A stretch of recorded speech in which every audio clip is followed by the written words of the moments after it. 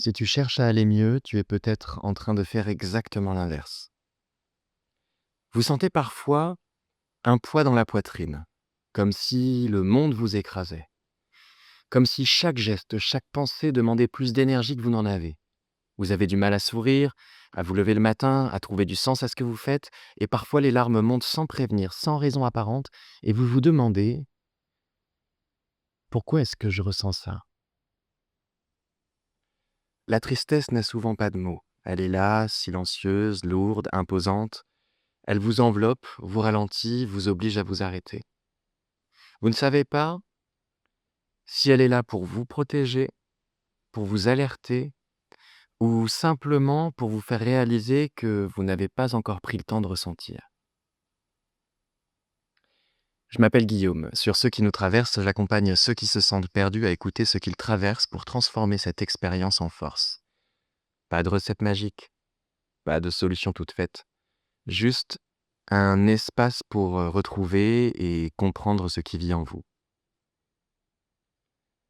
Le problème n'est pas la tristesse. La tristesse, comme toutes les émotions, est un message. Une partie de vous qui dit: il y avait quelque chose qui compte.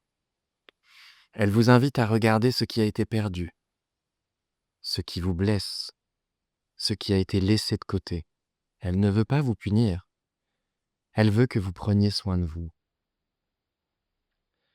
La tristesse peut se manifester doucement comme une mélancolie qui colore tout ce que vous vivez, ou plus profondément comme un poids écrasant dans la poitrine et le ventre qui vous cloue au sol.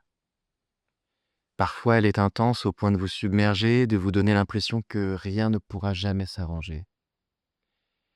Il y a des moments où votre cœur est lourd, votre respiration un peu ralentie, vos muscles tendus sans que vous sachiez vraiment pourquoi. Le message de cette tristesse est clair. Ce qui vient de se passer, ou ce que tu as perdu, compte. Prends le temps de le ressentir. Et votre besoin à combler alors, c'est être accueilli, reconnu, senti. Traverser cette tristesse peut se faire en respirant profondément, en écrivant, en parlant, en laissant les larmes couler, sans juger. Parfois, cette tristesse ne hurle plus, elle murmure.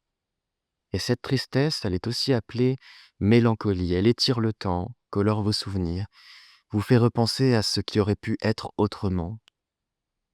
Votre corps devient plus lent, vos gestes lourds. Dans votre esprit, les pensées tournent en boucle, douces mais insistantes, sur ce que vous avez aimé, sur ce que vous auriez voulu protéger ou sur ce qui vous manque. La mélancolie vous invite à accepter la perte, à réfléchir, à vous reconnecter à vous-même. Elle demande du recul, de l'introspection et des gestes simples pour se reconnecter à la vie. Marcher, écouter de la musique, prendre soin de soi. Je me souviens de cette pièce de théâtre que j'avais montée. Tout mon cœur, tout mon temps, toute mon énergie y était passée et puis ça s'arrête. Le projet n'a pas pu continuer, alors officiellement pour des raisons économiques, mais je savais que certaines personnes avaient participé sans le dire pour que ça s'arrête. Et là, la mélancolie m'a enveloppé. Je revoyais chaque répétition, chaque espoir, chaque petit pas de succès qui n'avait plus de suite. Et si j'avais fait autrement? Le corps lourd, la gorge serrée, les épaules tombantes.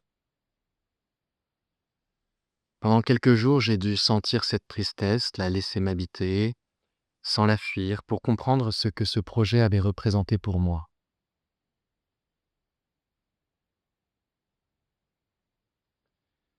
Quand la tristesse devient plus forte, elle devient du désespoir. Le poids dans la poitrine se fait écrasant, votre ventre se noue, vos épaules s'affaissent, les pensées s'emballent, dramatiques et implacables, rien ne pourra changer, je n'y arriverai jamais. La désespérance paralyse, le message est brutal. Tu te sens dépassé, ton monde est instable. Et le besoin derrière cette intensité, sécurité, soutien, réassurance. Dans ces moments-là, revenir au corps, respirer profondément, fractionner les problèmes, accepter l'aide d'autrui si nécessaire, permet peu à peu de dissiper l'orage intérieur. Je me souviens du moment où j'ai rompu après 15 ans de relation, je n'avais plus de chez moi, plus de repères, plus la personne à qui je me confiais depuis toujours. Le vide était immense, la solitude était écrasante, mon ventre se nouait, ma poitrine pesait une tonne, mes pensées étaient comme des cris. Je n'y arriverai jamais.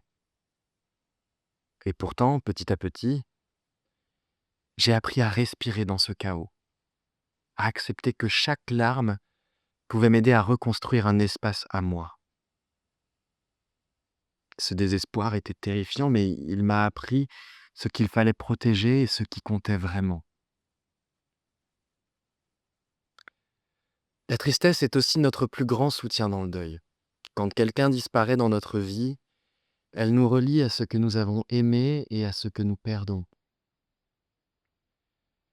Elle nous aide à comprendre, elle nous aide à prendre soin de nos souvenirs, à accepter la perte, à retrouver petit à petit un équilibre. Traverser cette tristesse, même si elle fait mal, c'est honorer ce qui a été perdu et préparer le terrain pour continuer à vivre.